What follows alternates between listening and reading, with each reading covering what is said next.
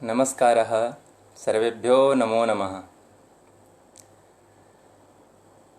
प्रिय मित्रों, आज पुनः आप सबके मध्य, आप सब ब्रह्म बंधुओं के मध्य, ब्राह्मण देवताओं के मध्य सेवा करने का वाणी द्वारा अवसर प्राप्त हुआ है।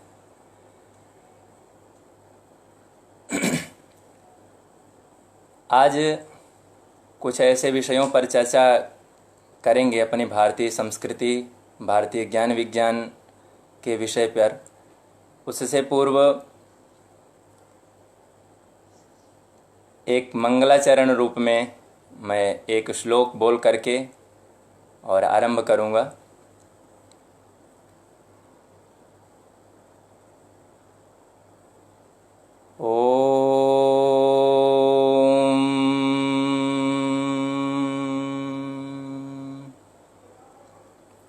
मनोजवं मारुततुल्यवेगं जितेन्द्रियं बुद्धिमतां वरिष्ठं वातात्मजं वानरयूथमुख्यं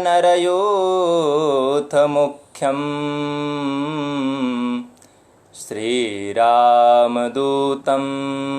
शरणं प्रपद्ये। श्रीरामदूतं शरणं प्रपद्ये। भगवान श्री रघुनाथ के, श्री राम जी के परम आज्ञाकारी भक्त, बलवानों में श्रेष्ठ और मन की गति के समान, जिनकी मन से भी तेज गति जिनकी, ऐसे परम बुद्धिमान श्रेष्ठ श्री हनुमंत लाल जी महाराज के श्री चरणों में नमन। और इस चाणक्य युवा मोर्चा, चाणक्य विकास मोर्चा, जो यह हमारा परिवार है, इस परिवार के संयोजक आदरणीय श्रीमान ब्रिजेश महोदय, श्री ब्रिजेश उदरवार महोदय जी का, अशोक, आलोक जी आदि जितने भी सहयोगी बंधु हैं, जितने भी मित्रगण हैं, उनके आप सभी का बहुत बहुत अभिनंदन। और मैं कृतज्ञ हूँ, आभारी हूँ कि ऐसे आपने इस परिवार में पुनः सेवा करने का मुझे अवसर आप सबने प्रदान किया है। इस समय मैं कुरुक्षेत्र हरियाणा में हूँ और आप सबके मध्य यहाँ से मैं लाइव आ रहा हूँ। तो अपने में इस विषय को आरंभ करता हूँ। आज का हमारा यह विषय है आधुनिक ज्ञान विज्ञान का मूलाधार जो है, मूल उसका जो वेश है, आधार है, वो संस्कृत। आधुनिक ज्ञान विज्ञान का मूलाधार संस्कृतम। इस विषय को लेकर के मैं आप सबके मध्य आया हुआ हूँ। तो आरंभ करता हूँ मैं। जैसा कि हम जानते हैं, हमारा जो यह भारत है, भारतवर्ष है, यह बहुत पूर्व से ही चिंतन, मनन, सूक्ष्मदर्शिता के क्षेत्र में उन ऊंचाइयों को प्राप्त कर चुका था। उन ऊंचाइयों को प्राप्त करके और जीवन को कैसे उत्कृष्टतम बनाएं, जीवन को कैसे हम जिएं, किस प्रकार से जिएं और हमारे कैसे साधन हों, यह प्रकृति की संरचना कैसे हुई है, प्रकृति कैसे बनी हुई है और इसमें कौन कौन से वो तत्व हैं जो इस संपूर्ण सृष्टि को संचालित करते हैं, उन सब विषयों पर हमारे पूर्वजों ने बहुत ही गंभीर अध्ययन किया हुआ है। इतना गंभीर अध्ययन किया हुआ है कि आज की स्थिति में सोचने पर ऐसा लगता है कि इतना गंभीर अध्ययन करना तो आज के समय में बहुत ही मुश्किल, कह सकते हैं कि नामुमकिन। हमने कथाओं में सुना हुआ होगा कि वो ऋषि इतने वर्षों तक तपस्या कर रहे थे, वो महर्षि इतने वर्षों तक तपस्या कर रहे थे। तो तपस्या करने का आशय था तप एक ज्ञान अर्जन के लिए, समाज निर्माण के लिए और ज्ञान प्राप्ति के लिए, अपने आप को उत्कृष्ट बनाने के लिए, बहुत सारी चीज़ों का आविष्कार करने के लिए वो तपस्या किया करते थे। तपस्या करने का आशय वह सुदृढ़ परिश्रम, सुदृढ़ साधना करना, जिसके द्वारा हमें वह ज्ञान प्राप्त हो सके। तो उस समय का वह जो ज्ञान प्राप्ति करने की पद्धति थी, वह पद्धति उनकी थोड़ी भिन्न थी। आज की पद्धति जो है वो भिन्न है। पद्धतियाँ हमारी बहुत प्रकार की हो सकती हैं। एक ही कार्य को करने के लिए बहुत सारी पद्धतियाँ हो जाती हैं। तो पद्धतियाँ उस समय हमारे ऋषियों की अलग थीं, आज पद्धतियाँ अलग हैं। तो पद्धतियों को अलग करने से हम उन चीज़ों को अलग नहीं कर सकते हैं। लक्ष्य सबका वही था। आज भी हमारे जो वैज्ञानिक रिसर्चर्स जो शोध कर रहे हैं, जो आविष्कार कर रहे हैं, वो तपस्या करके ही दिन रात अपने उस काम के प्रति, उस कार्य के प्रति एक निष्ठ हो करके, अपने सुखों को त्याग करके और वो लग करके अपने देश को, अपने समाज को विकसित करने के लिए, उत्कृष्ट बनाने के लिए वो निरंतर प्रयत्न कर रहे हैं, परिश्रम कर रहे हैं। यही तप है, इसी को कहते हैं तपस्या। आज भी तपस्या कर रहे हैं, पहले के ऋषि भी हमारी तपस्या करते थे। तो हमारे कौन कौन से ऐसे ग्रंथ हैं जिनको हम आज के संदर्भ में हम यदि देखें कि आज जो हमारा ज्ञान का विस्तार इतना विशाल दिखता है, तो यह ज्ञान विस्तार कदाचित जो अज्ञ हैं, जो कम पढ़े लिखे या कि नासमझ जिनको हम कह सकते हैं कि जो हैं, तो वो तो सोचते हैं कि संस्कृत केवल ब्राह्मणों की, अथवा एक ब्राह्मणों में भी एक समुदाय केवल जो पूजा पाठ करने वाले हैं, केवल उनके काम की है, मेरे काम की तो यह चीज़ है ही नहीं है। यदि कहो कि संस्कृत पढ़ लो तो कहेंगे भाई संस्कृत वो पढ़े जिसको पूजा पाठ करना हो, जिसको पूजा पाठ कराना हो वो संस्कृत पढ़े। तो लोगों की मानसिकता ऐसी बन चुकी है कि संस्कृत में तो बस केवल मंत्र हैं, बाकी और उसमें कुछ भी नहीं है, केवल मंत्र, पूजा पाठ करने वाले वही मंत्र हैं। तो ऐसा नहीं है मेरे मित्रों। संस्कृत ज्ञान का वो अथाह सागर है जिसका साहित्य, जिसका ज्ञान भंडार इतना विशाल है जिसको कोई थाह नहीं लगा सकता है। दुनिया में जितने भी साहित्य हैं, उन साहित्यों को इकट्ठा कर लो तब भी हमारे संस्कृत के साहित्य की तुलना वो नहीं कर सकते हैं। संस्कृत के ज्ञान भंडार को वो नहीं पा सकते हैं। इतनी पांडुलिपियाँ, इतने भोजपत्र जाने कि लाखों करोड़ों में होंगे आज भी। और अभी 2-4 सदी पूर्व तक की यदि हम देखें, हमने प्रसिद्ध उदाहरण में दे रहा हूँ इसलिए क्योंकि आप सब उसका नाम सुने होंगे, नालंदा विश्वविद्यालय, तक्षशिला विश्वविद्यालय आदि ऐसे हमारे पास 17 विश्वविद्यालय थे हमारे भारत में। 17 विश्वविद्यालय महिलाओं के लिए अलग थे और पुरुषों के लिए अलग थे। महिलाओं के लिए भी विश्वविद्यालय अलग था, केवल महिलाएं उसमें पढ़ा करती थीं। ऐसे विश्वविद्यालय अपने यहाँ पे 17 थे पुराने।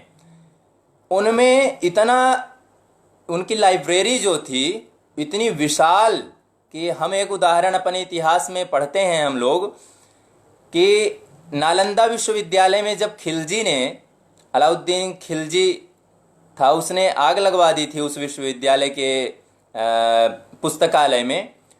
तो लगभग 3 महीने, कहीं कहीं सुनने को ऐसा मिलता है कि लगभग 6 महीने, लेकिन यदि कम भी हम माने तो लगभग 3 महीने तक उसकी अग्नि शांत नहीं हुई थी। और अग्नि शांत, आप जानते हैं अग्नि की ज्वालन क्षमता कितनी अधिक होती है कि वो 1 मिनट में कितनी सारी चीज़ों को जला करके राख कर देती है। फिर भी आप देखिए 3 महीने तक लगातार अग्नि, विशाल अग्नि प्रज्वलित रहना, सब उसको जलाते रहना बहुत बड़ी बात होती है कि इतना कितना विशाल भंडार रहा होगा वो, जिसको उस अग्नि ने समाप्त किया, ज्वलित किया। अर्थात हमारे पास अथाह, कह सकते हैं हम, अथाह भंडार था पुस्तकालयों का। लेकिन आक्रमणकारियों के द्वारा वो सब नष्ट करने का प्रयत्न किया। फिर भी आज भी यूनेस्को एक अपने एशिया महाद्वीप का एक ऐसा संगठन है जिसके पास में बहुत सारी पांडुलिपियां, बहुत सारी शिक्षा के क्षेत्र में वो मुख्य संगठन है, कह सकते हैं। सभी देशों का, बहुत सारे देशों का, संगठनों का वो संगठन है एक, और उसके द्वारा शिक्षा व्यवस्था नियंत्रित की जाती है, शिक्षा व्यवस्था के बनाई जाती हैं, नीतियां बनाई जाती हैं, उसमें शोध किए जाते हैं। तो उसने भी ये, उसके पास भी हमारे कम से कम 40 लाख के आसपास पांडुलिपियां हैं अपने भारत की, अपने भारत के पूर्वजों की लिखी हुई हमारे। तो हम कुछ ऐसे विषय उपस्थापित आज कर रहे हैं, जैसे कि आप देखें तत्वों के, जो आज हम कहते हैं क्या इसको मैटर कह सकते हैं, तत्व की मीमांसा करने वाले हमारे पास जितनी भी चीज़ें हैं जिनको हम परमाणु कहते हैं, तो परमाणुओं के विषय में पहला यदि किसी ने बताया है कुछ परमाणुओं के विषय में, तो महर्षि कणाद, आप ध्यान से उसको सुने, महर्षि कणाद परमाणु के विषय में सर्वप्रथम बोलने वाले हैं। परमाणु के विषय में ज्ञान देने वाले महर्षि कणाद हैं। उन्हीं के आधार पर वैशेषिक दर्शन बना है। वैशेषिक दर्शन में एक एक तत्वों की विशद व्याख्या की हुई है कि वो तत्व कैसे है, उसका गुणधर्म कैसे है, उसका स्वरूप कैसे है, वो कैसे कार्य करता है, कैसे उसका प्रयोग है, इस सृष्टि में उसका क्या योगदान है, किस प्रकार से योगदान है। तो तर्क के द्वारा, आज कहते हैं ना तर्क, मतलब हर चीज को विज्ञान के आधार पर, वैज्ञानिकता के द्वारा आप उसको सिद्ध करो। तो तर्क संग्रह नाम से आज भी एक छोटा सा ग्रंथ है, उसको यदि आप लोग पढ़ें, बहुत छोटा सा, उसको सूत्रात्मक लिखा गया है। सूत्रात्मक हमारे यहाँ पे बहुत अच्छी पद्धति है संस्कृत में कि बहुत सारे इतने बड़े ज्ञान विशाल भंडार को, बहुत बड़े, उसको छोटे छोटे सूत्रों में, कोड्स में आप बांट दो, कोड बना दो उनका। तो ऐसे ही सूत्रों में वैशेषिक सूत्र बने हुए हैं। वैशेषिक सूत्र महर्षि कणाद ने बना दिया था। उसी की व्याख्या हजारों पुस्तकों में की हुई है। आज भी उसको पढ़ते हैं। लेकिन सबसे बड़ी कमी अपनी यहाँ पे ये हो गई बीच में, मध्यकालीन अपने भारत में, कि हम लोग केवल थ्योरिकल हो गए, केवल पढ़ना, उसको प्रैक्टिकल करना हम लोग छोड़ दिए। किसी चीज़ को केवल ज्ञान होना आवश्यक है कि ज्ञान हो उस विषय पर, किंतु उसका प्रैक्टिकल करना, प्रयोग करना भी अति आवश्यक है, अनिवार्य है। यदि आप उसको प्रैक्टिकल नहीं करेंगे तो वो अधूरा ज्ञान है, ये समझ लो आप। एक उक्ति भी है, सूक्ति जिसको हम कह सकते हैं, ज्ञाने धर्मः उत प्रयोगे। ज्ञान किस लिए है? केवल जानकारी आपको किसी चीज में हो गई कि हम केवल जान गए इस विषय पर, तो केवल जानना पर्याप्त नहीं होता है। आप उसको प्रयोग जब तक नहीं करोगे तब तक वो ज्ञान अधूरा है। आपको किसी ने बता दिया कि माता पिता के प्रातः उठ करके माता पिता के चरण छूने चाहिए। ये एक नियम या कि एक सिद्धांत ये बता दिया किसी ने। आपको ज्ञान हो गया कि माता पिता के चरण स्पर्श करने चाहिए हमें, वो हमारे आदरणीय हैं, उनका हमें अभिवादन करना चाहिए, वृद्धों की सेवा करनी चाहिए। लेकिन आपको ज्ञान हो गया, आप उसका प्रैक्टिकल ना करो, आप उसका प्रयोग ना करो। आप ज्ञानवान हो गए, जान गए, लेकिन वो जा करके आप कभी ना पैर छू रहे हैं, ना कभी उनका सम्मान कर रहे हैं, तो ज्ञान अधूरा नहीं रह गया ये। इसलिए हमारी ये कमी हो गई बीच में। हमें ये यदि प्रश्न खड़ा हो सकता है कि हमारे पास जब इतना ज्ञान विशाल भंडार था तो हम कुछ पीछे, इस समय पीछे नहीं है हालांकि, लेकिन कुछ क्षेत्रों में हम कह सकते हैं कि आज भी पीछे चल रहे हैं। तो हम अग्रसर क्यों नहीं रहे, हम आगे सबसे क्यों नहीं रहे हर क्षेत्र में? तो उसका यही कारण, यही रीजन रहा कि हम प्रायोगिक करना छोड़ दिए थे। अब प्रैक्टिकल करना भी जब हम लोगों ने आरंभ कर दिया है तो अब आज देखो भारत की स्थिति आज विश्व स्तर पर किस स्तर पर पहुंच चुकी है विश्व में। तो प्रैक्टिकल करना, ज्ञान होना और प्रयोग होना, दोनों दो पहलू हैं। एक रथ जैसा होता है तो रथ का एक पहिया ये होता है, दूसरा पहिया ये होता है। दोनों यदि बराबर जब चलते हैं तब जा करके अच्छे से रथ की गति बनती है। ऐसे ही ज्ञान होना और प्रैक्टिकल करना, प्रयोग होना, उसका दोनों पहलू हैं ये। प्रयोग के बिना ज्ञान अधूरा होता है। बहुत सुंदर गुड्डू भैया कह रहे हैं, बहुत अच्छा। तो हमने सुना है कि गुरुत्वाकर्षण का सिद्धांत जो है न्यूटन ने दिया है। वो सेव गिर रहा था, सेव को उसने देखा गिरते हुए तो उसके मन में उत्पन्न हुआ कि ये क्यों ऐसा गिरता है, ऊपर क्यों नहीं चला जाता है। तो गुरुत्वाकर्षण का सिद्धांत न्यूटन ने दिया, ऐसा हमने सुना है। प्रायः हमने पढ़ा भी है, सुना भी है। तो आपकी जानकारी के लिए बता दूं, गुरुत्वाकर्षण के लिए जो मैंने अभी बताया वैशेषिक दर्शन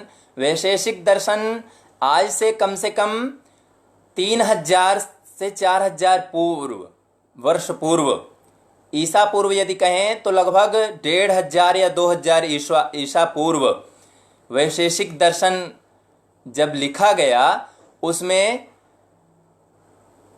महर्षि कणाद ने गुरुत्वाकर्षण को बताया है। उन्होंने स्पष्ट किया है गुरुत्वाकर्षण को।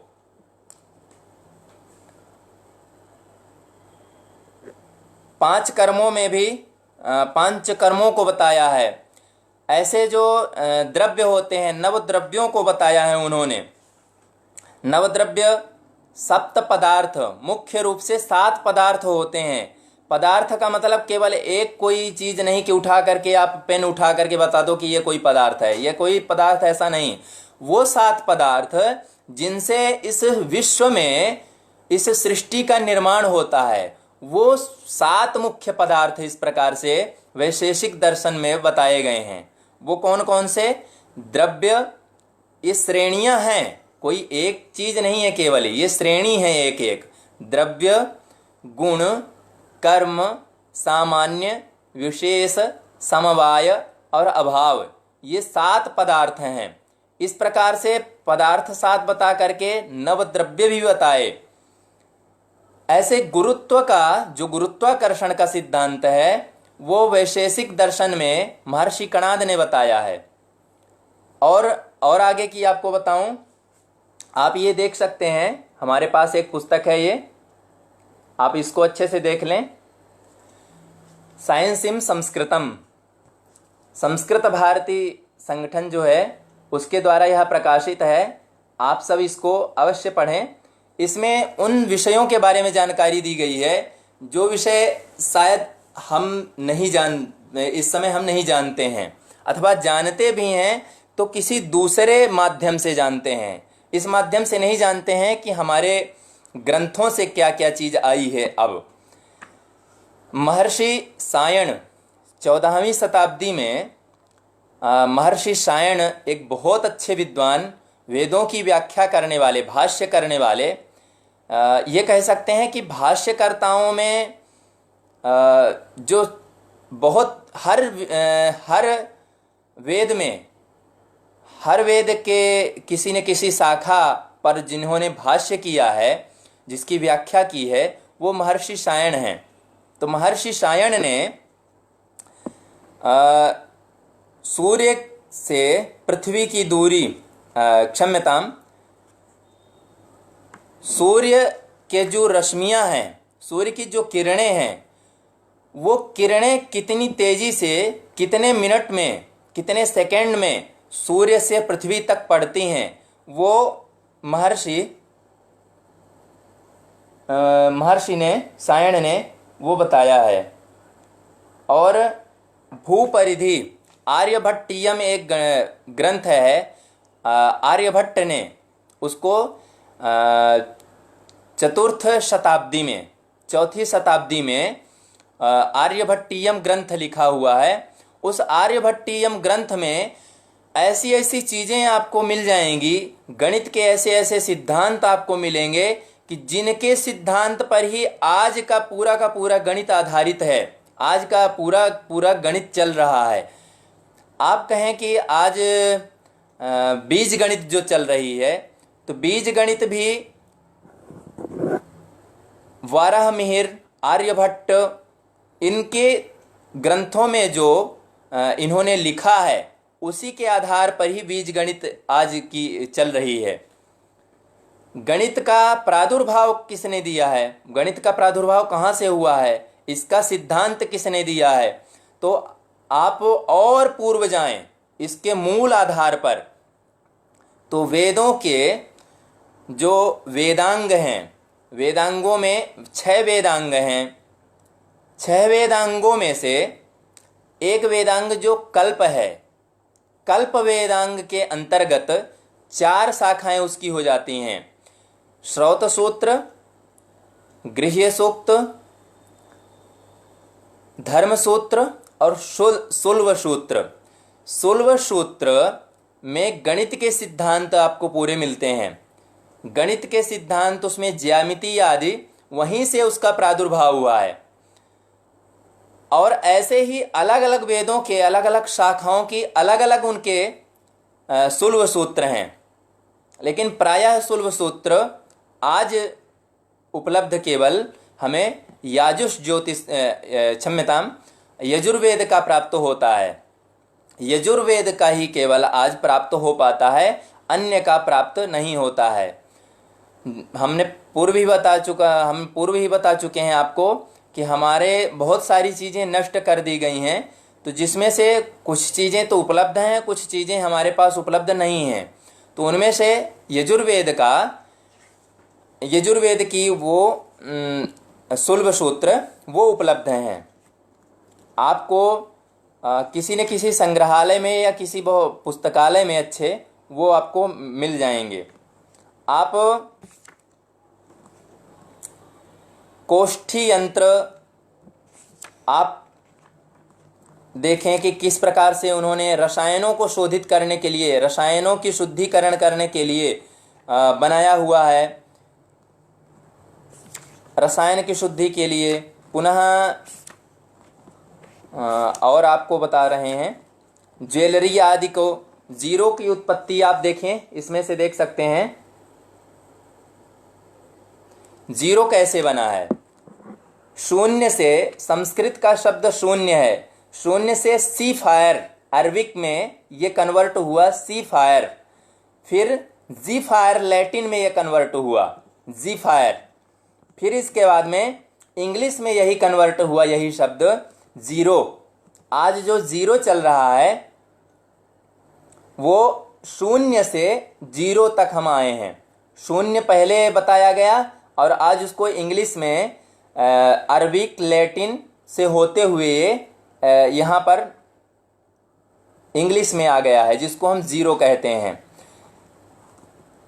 नंबर्स में ब्राह्मी लिपि उस समय पर हमारे प्रचलित थी, और शब्दों में एक छोटे शब्द में अर्बुदह, खरबुदह, एक एक खरब को आप लिखने के लिए अंकों में आप कितना बड़ा लिखोगे, इतना बड़ा कम से कम आपको लिखना पड़ेगा। अंकों में यदि आप लिखोगे खरब को, अरब को, लाख को, यदि आप अंकों में लिखोगे तो बहुत ज़्यादा बड़ा लिखना पड़ेगा। लेकिन हमारे ऋषियों ने वो टेक्निक अपनाई हुई थी कि बहुत बड़ी चीज़ को छोटी बनाओ। तो वो लक्षः, एक शब्द बोल दिए 2 अक्षरों का केवल, लक्षः, लक्षः बोल दिए, लाख का ये पूरा बोधन करवाने वाला, सहस्रः, सहस्रम, 1000 का बोधन करवाने वाला, न्यूतः, अर्बुदः, अरब को, निर्बुदः, अरब, अर्बः, खरबः, ऐसे बताए हुए हैं। पाई का मान आपको दिखा रहा हूं, दोनों तरफ आप देख पा रहे होंगे। पाई का मान भारती तीर्थ ग्रंथ और आर्यभट्टीयम, आर्यभट्टीयम में भी पाई का मान कैसे लिखा हुआ है, संस्कृत के श्लोक में, कोड में ये लिखा हुआ है, वैल्यू ऑफ पाई चतुरधिकम शतमष्टगुणम द्विशत्यटिस्तथा सहस्राणाम अयुतद्वय विष्कंभस्य आसन्नो वृत्त परिणाहाः। इसमें गणित बताई गई है कि चतुरधिकम शतमष्टगुणम, 4 अधिक शत को 8 गुणा करो, ऐसे ऐसे, द्विशत चटिस तथा, उसको फिर चतुर्गुणा, उसको द्विगुणा करके 60 से गुणा करो। इसका अलग अलग बहुत गुणा भाग इसमें किया गया है, इसे श्लोक में बताया गया है। दूसरे एक ग्रंथ भारती तीर्थ, इसमें भी कोडिंग कैसे की गई है इस पाई ऑफ वैल्यू की, वैल्यू ऑफ पाई की कैसे की गई है, एक बार आप देख लीजिए, फिर हम इसको बताते हैं। हाँ, इसमें लिखा है गोपी भाग्य मधुव्रात श्रृंगीशो दधिसंधिगः खल जीवति खाताव गलहालार संधर। इस प्रकार ये गोपी भाग्य मधुव्रात, ये हमको साधारण लगता है कि ये साधारण शब्द हैं सब, ये गोपी, भाग्य, मधुव्रात, ये केवल नाम से ये समझ में आते हैं। लेकिन ये अपने जो वर्णमाला है, नीचे इसमें देखिएगा ध्यान से, यहाँ पे सभी स्पष्ट ना दिख रहे होंगे आपको। इसमें जो वर्णमाला है हमारी संस्कृत की, का, खा, गा, घा, ङा, ये एक वर्ग है, इसमें 5 अक्षर हैं। इनके हिसाब से ये कवर्ग में स्पर्श फिर एक कैटेगरी बनाई गई कि स्पर्श किनको कहा जाएगा, अंतस्थ किनको कहा जाएगा, ऊष्माण किसको कहा जाएगा, ऊष्म संज्ञक किसको कहे जाएंगे, कितने वर्ण होंगे, किनकी क्या नंबरिंग रहेगी, उनके अनुसार ये लिखा हुआ है, ये कोड बनाया गया है। गोपी भाग्य मधुव्रात, गा है, फिर उसमें ई की मात्रा लगी हुई है, भा है, फिर उसमें आ की मात्रा लगी हुई है, उसकी कितनी संख्या होगी, वो कैसे बनेगा, वो द्विगुणित करना है तो कैसे उसको बताना है। इसमें वही जो वैल्यू ऑफ पाई बताई गई है आज के हिसाब में, वही यहाँ से उठाई गई है। और आपको बहुत सारे इसमें विषय हैं। गर्भस्य चत्वारि चतुर्विधानि भूतानि माता पितृसंभवानि आहारजन्यात्मकृतानि चैव सर्वस्य सर्वाणि भवन्ति देहे। चरक संहिता में शरीर स्थानम में ये श्लोक आया हुआ है कि गर्भ 4 प्रकार के होते हैं, 4 प्रकार से जीवों की उत्पत्ति होती है। 4 प्रकार के अलावा 5वां प्रकार यदि आज का भी विज्ञान बता दे कि 5वां कोई प्रकार है तो उसको माने हम। जो चीज़ें केवल बता चुके हैं अपने संस्कृत में, संस्कृत के ग्रंथों में, उसी पर केवल ये पुनः पुनः अनुसंधान करते रहते हैं, उसी को बार बार देखते रहते हैं और उसको मॉडर्न हिसाब में लाते हैं। केवल शरीर के विषय में बताया गया है, ब्लड फ्लो के बारे में, हृदो रसो निस्सरति तस्मादेति च सर्वशः शिराभिर्हृदयं वैति तस्मात् तत्प्रभवाः शिराः। जो नाड़ियां हैं उनमें रक्त प्रवाह कैसे होता है, कितनी तेजी से होता है, कितनी गति से होता है, उनका प्रेशर क्या रहता है, वो इसमें बताया गया है। भेल संहिता है, भेल संहिता में ये चीज़ें बताई गई है। ब्लड सर्कुलेशन का भी बताया गया है। आहारस्य सम्यक परिणतस्य यस्तेजो भूतसारः परम सूक्ष्मः सरस इत्युच्यते तस्य हृदयं स्थानम। मतलब जो ब्लड होता है वो हृदयम स्थानम, हृदय से वो फिल्टर होता है, हृदय से उसकी शुद्धि हो करके वो फिर पूरे शरीर में उसको भेजा जाता है। वो ऐसे इसमें बताया गया है। Cross section of iris, plastic surgery of nose, इसमें सुश्रुत संहिता में प्लास्टिक सर्जरी के बारे में बताया गया है। विश्लेषिताया स्वथनासिकाया वक्ष्यामि संधान विधिम यथावत् नासा प्रमाणम पृथ्वीरुहाणाम पत्रम गृहीत्वा त्ववलंबितस्य। ऐसे ये श्लोक पूरा बहुत बड़ा श्लोक है, मैं केवल आपको केवल इसके परिचय रूप में केवल इसका करवा रहा हूं मैं।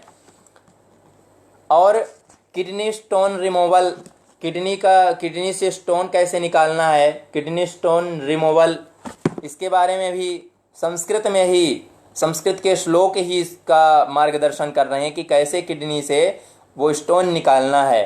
ततः सभ्ये पार्श्वे सेवनीम यवमात्रेण, ऐसे इसमें बताया गया है।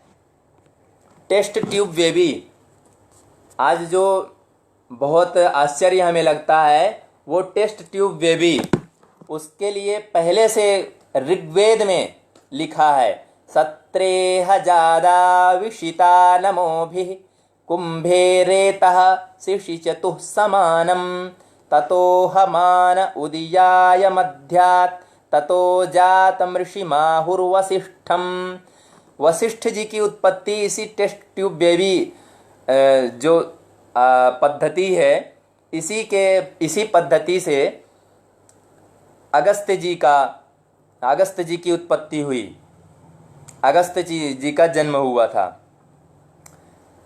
और इसके उदाहरण महाभारत में आपको बता दूं। महाभारत में महारानी गांधारी को एक तुम्बी केवल पैदा हुई थी। तुम्बी जिसको हम कह सकते हैं लौकी एक तरीके की केवल पैदा हुई थी, छोटी सी। उस लौकी को जब फोड़ा गया तो उस लौकी में से 100 अलग अलग, कुछ चाहे हम उनको स्पर्म कह सकते हैं या कुछ अन्य चीज़ें भी उनको हम नाम दे सकते हैं, तो उन शुक्राणुओं को, उन चीज़ों को, उन जीवों को 100 घड़ों में डाला गया था। ये आप महाभारत में ये पढ़ सकते हैं।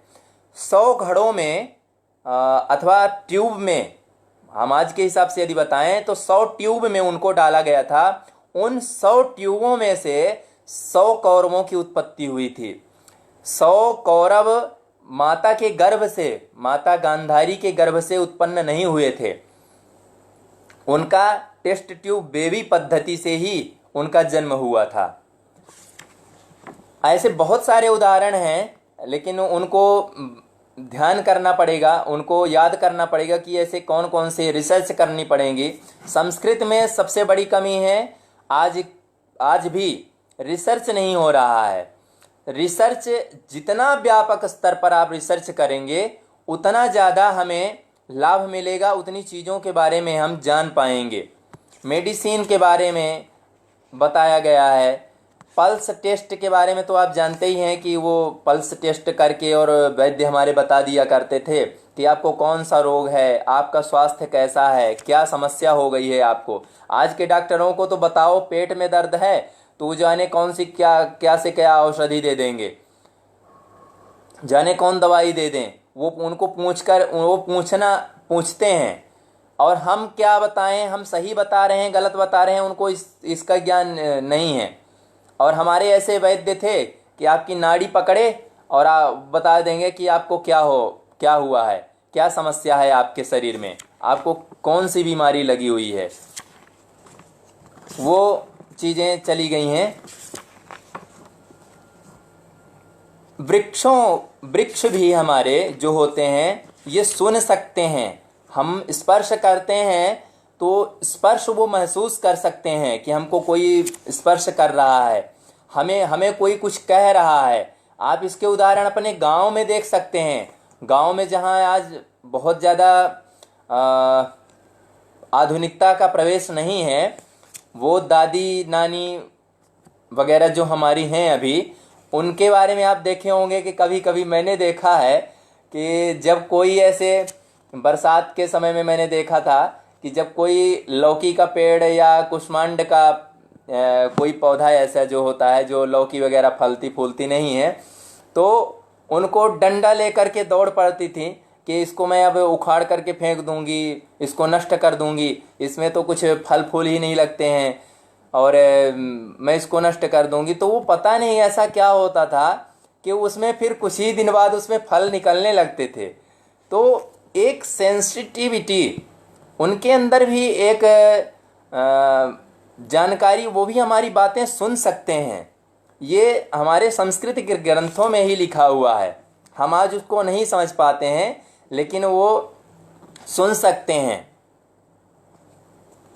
सुन सकते हैं, देख सकते हैं।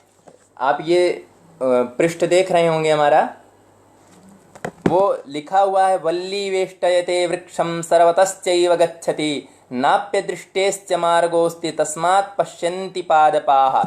ये जो वृक्ष होते हैं ये कैसे देखते हैं? वल्ली वेष्टयते वृक्षम, ट्री कैन सी, ये देखते कैसे हैं वृक्ष? महाभारत शांति पर्व में 184 जो श्लोक है शांति पर्व में, 184 चाहे अध्याय हो, उसमें अध्याय में 13वां श्लोक है। ये आप देख सकते हैं। एक बार पुनः बता दूं, महाभारत शांति पर्व 184 सर्ग में 13वां श्लोक, ये 3000 वर्ष पूर्व 3000 BC लिखा गया महाभारत ग्रंथ है।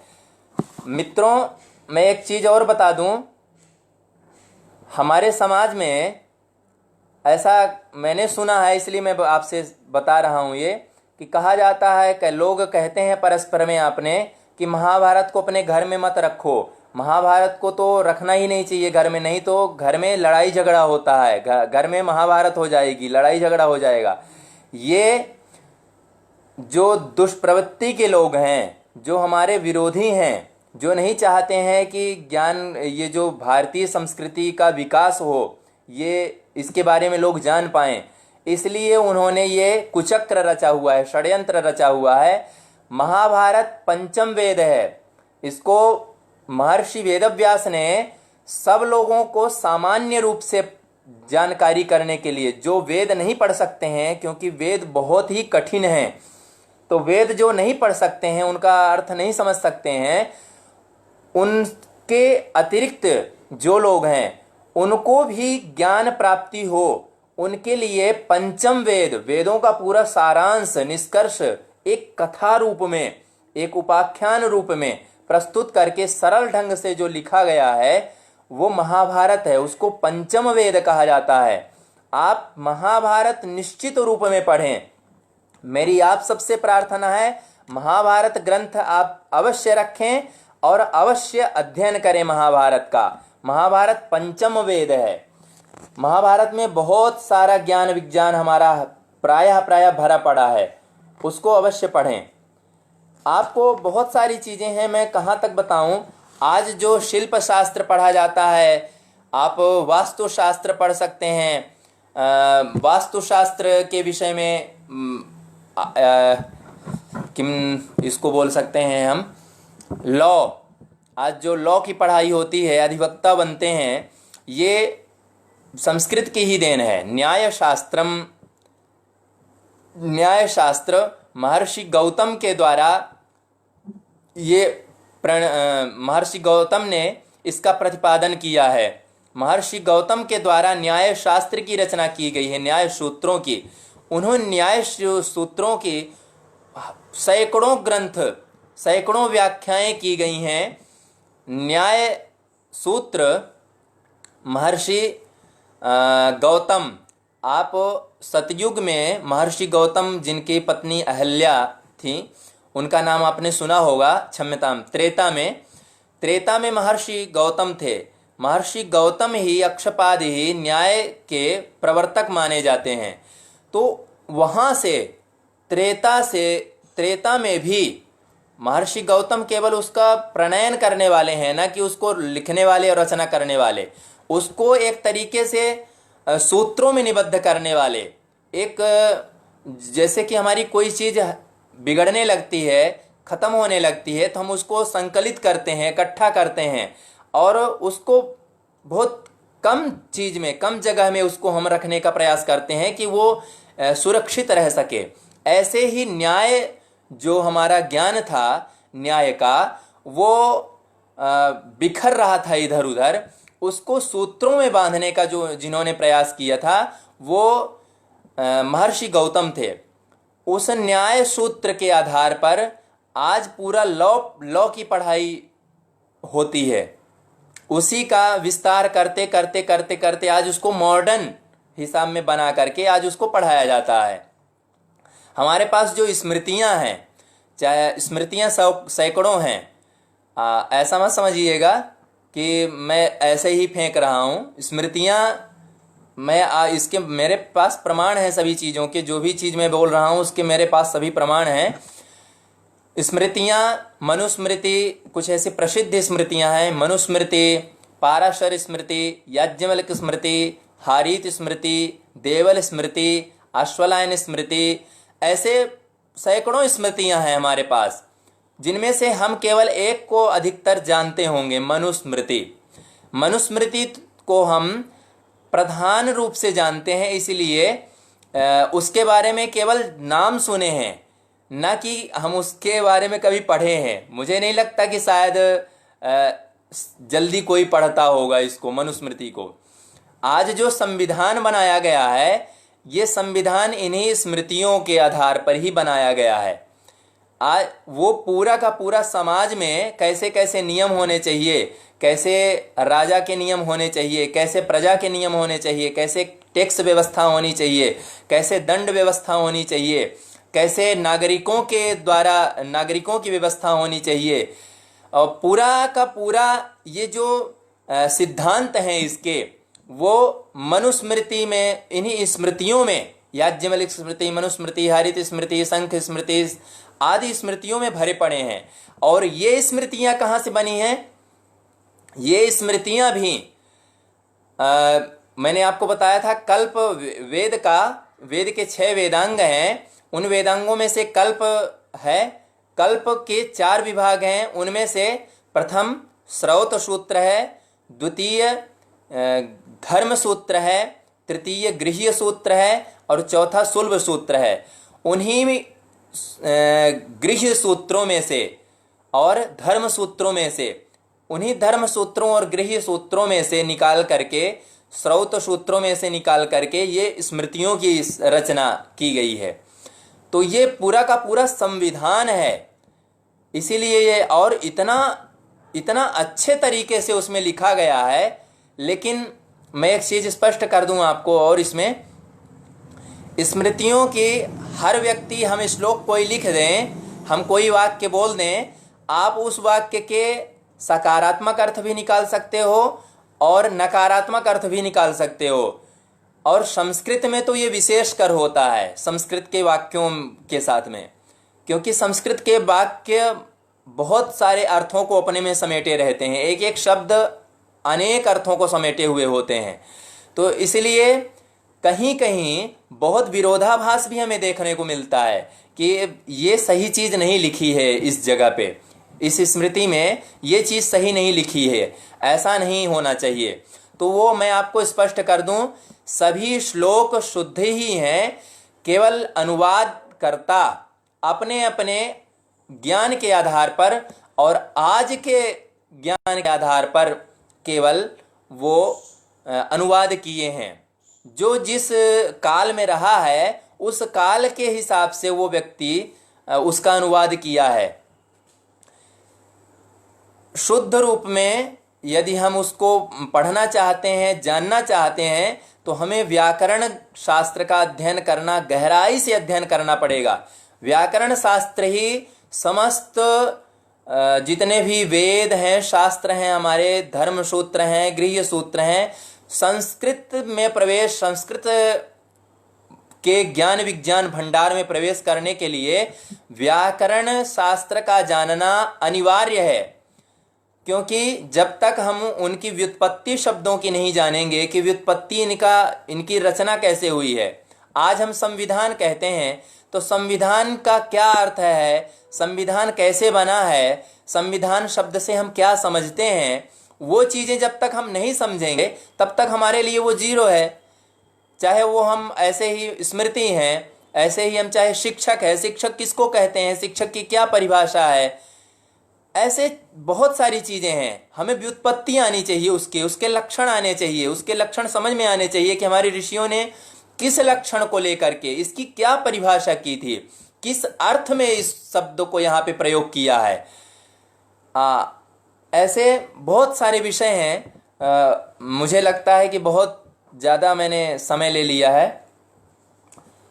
न्याय शास्त्र, लॉ पढ़ने के लिए, न्याय शास्त्र, प्रकृति के तत्वों को जानने के लिए सांख्य सूत्र, सांख्य शास्त्र आज से कम 2000 ईसवी पूर्व, ईसा पूर्व जो है, मतलब ईसा पूर्व से आज 2020 चल रहा है, तो ईसा पूर्व अर्थात 2000 ईस्वी पूर्व से पहले भी वैशेषिक शास्त्र का, न्याय शास्त्र का, आपके सांख्य शास्त्र का, सांख्य शास्त्र बहुत पुराना है, इन सब वैशेषिक आदि से भी पुराना है सांख्य शास्त्र। तो सांख्य शास्त्र प्रकृति के पूरे चीज़ों को इकट्ठा बताया हुआ है, एक एक तत्वों को अलग अलग करके बताया हुआ है कि किस प्रकार से इस प्रकृति का निर्माण होता है, कैसे कैसे इसका क्रम है इस प्रकृति के निर्माण होने का। तो इन सब विषयों के बारे में आपको थोड़ी सी मुझे जो कुछ जानकारी थी वो मैंने आपके साथ यहाँ पर शेयर की है। तो बहुत सारी चीज़ें, लेकिन थोड़ी सी हमारी संस्कृत में रुचि हो, अपने ग्रंथों के बारे में हम कभी उलट पलट करके देखें कि हमारे ग्रंथों में है क्या आखिरकार, क्यों इसको कहा जाता है कि हमारा भारत जगत गुरु था, सोने की चिड़िया क्यों था, जगत गुरु क्यों था। जगत गुरु का अर्थ क्या है? पूरे विश्व का गुरु, जगत अर्थात पूरे संसार का गुरु अर्थात मार्गदर्शन करने वाला, संसार का मार्गदर्शन, संसार को मार्ग दिखाने वाला, वही मार्गदर्शन करने वाला हो सकता है जिसके पास में विशाल ज्ञान भंडार हो। तो हमारा भारत अनुसंधान, ऋषि आप ऐसे न माने कि ऋषि हमारे केवल तपस्या आंख बंद करके और केवल राम राम जपते रहते थे। ऋषि उनको नहीं कहते हैं राम राम जपने वालों को कि राम राम जपने वाले हो ऋषि हो जाते हैं, महर्षि हो जाते हैं, उनको नहीं कहा जाता है ऋषि महर्षि। ऋषि महर्षि हमारे आज के जो वैज्ञानिक कर रहे हैं, जो शोध करते हैं, जो हमारे रिसर्चर करते हैं, वो हमारे ऋषि महर्षि किया करते थे, उनको ऋषि महर्षि कहा जाता था।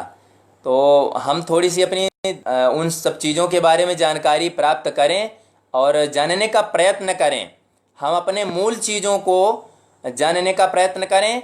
और इन सब ज्ञान भंडार में प्रवेश करने के लिए हमें आवश्यक है कि हम संस्कृत पढ़ें। हम अपने बच्चों को आज की नई टेक्नोलॉजी अवश्य पढ़ाएं, लेकिन उसके साथ साथ हम संस्कृत में वो बोलना जाने, संस्कृत में पढ़ना जाने, अपने गीता के श्लोकों को समझ सके। वो कोई श्लोक बोल दे, हम उस श्लोक का अर्थ समझ सकें, ऐसी हमारे में हर एक में हमारे में दक्षता हो। हम ब्राह्मण ऐसे ही नहीं कहे जाते थे। ब्राह्मण शब्द जो है उस व्यक्तित्व को कहा जा सकता है जो समझ लो आपकी अथाह ज्ञान का भंडार जिसके पास होता था, उस व्यक्ति को कहा जाता था ब्राह्मण। तो मुझे आशा है कि आप सब थोड़ी सी मेरी इन जो बातें हैं उन बातों को मैं जो कहना चाह रहा था, आप सब विज्ञ हैं, आप सब समझ गए होंगे वैसे तो, क्योंकि मुझे इतना ज़्यादा अच्छा समझाना तो नहीं आता है, लेकिन मैंने जो प्रयास किया है कि मेरी इस टूटी फूटी वाणी से आप उन चीज़ों को अपनी बुद्धिमत्ता से उनको समझने का समझें, आप उनको समझ लें और अपने देश के उत्थान के लिए और अपने समाज के उत्थान के लिए और अपने राष्ट्र के निर्माण के लिए, अपने भावी भविष्य के निर्माण के लिए हम विश्व पटल पर अपने भारत को हम कैसा देखना चाहते हैं, कैसे हम पहुंचाना चाहते हैं, उसके लिए हम अपना योगदान करें और हम भी अग्रसर हों। आप सभी इस परिवार चाणक्य विकास मोर्चा, जो यह परिवार है हमारा, हम इस परिवार के एक छोटे से हम भी अंश, अपने आप को मैं भी मानता हूँ कि हम भी हैं इसके अंश। और आप सब मेरे ज्येष्ठ, आदरणीय और मेरे छोटे स्नेही भाई बंधु सभी आप देख रहे होंगे। आप सब से पुनः मेरी विनम्र करबद्ध प्रार्थना कि आप सब आज के टेक्नोलॉजी में, आज के विकास में, आज के ज्ञान भंडार को, जो आधुनिक ज्ञान भंडार है, आधुनिकता में भी आप रहें, आधुनिक ज्ञान को भी आप अधिक से अधिक अर्जित करें।